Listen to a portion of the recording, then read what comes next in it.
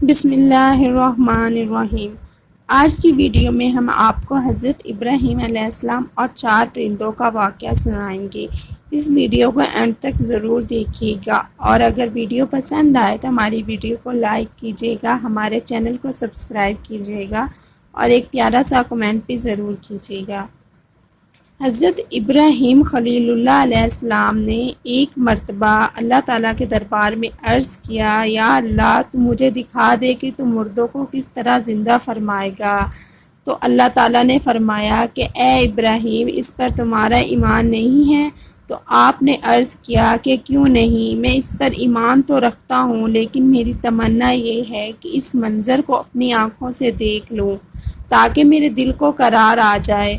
تو اللہ تعالیٰ نے فرمایا کہ تم 4 پرندوں کو پالو اور ان کو خوب کھلا پلا کر اچھی طرح ہلا ملا لو، پھر تم انہیں ذبح کر کے اور ان کا قیمہ بنا کے اپنے گرد و نواح کے چند پہاڑوں پر تھوڑا تھوڑا گوشت رکھ دو۔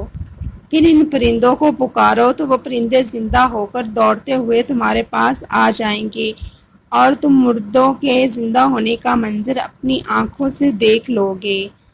چنانچہ حضرت ابراہیم علیہ السلام نے ایک مرغا، ایک کبوتر، ایک گدھا اور ایک مور، ان 4 پرندوں کو پالا، اور ایک مدت تک ان چاروں پرندوں کو کھلا پلا کر خوب ہلا ملا لیا۔ پھر ان 4 پرندوں کو ذبح کر کے ان کے سروں کو اپنے پاس رکھ لیا، اور ان 4 کا قیمہ بنا کر تھوڑا تھوڑا گوشت اطراف و جوانب کے پہاڑوں پر رکھ دیا، اور دور سے کھڑے ہو کر ان پرندوں کا نام لے کر پکارا۔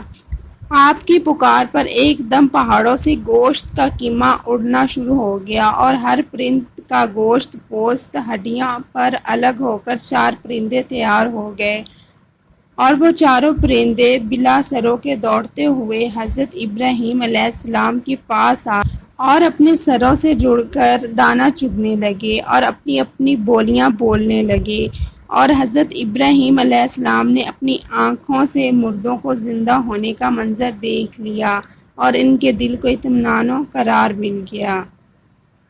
امید کرتی ہوں کہ آپ کو آج کا یہ واقعہ اور ویڈیو بہت پسند آئی ہوگی۔ اگر آپ کو یہ ویڈیو پسند آئی ہے تو ہماری ویڈیو کو لائک کیجیے، ہمارے چینل کو سبسکرائب کیجیے اور ایک پیارا سا کمنٹ بھی ضرور کیجیے گا۔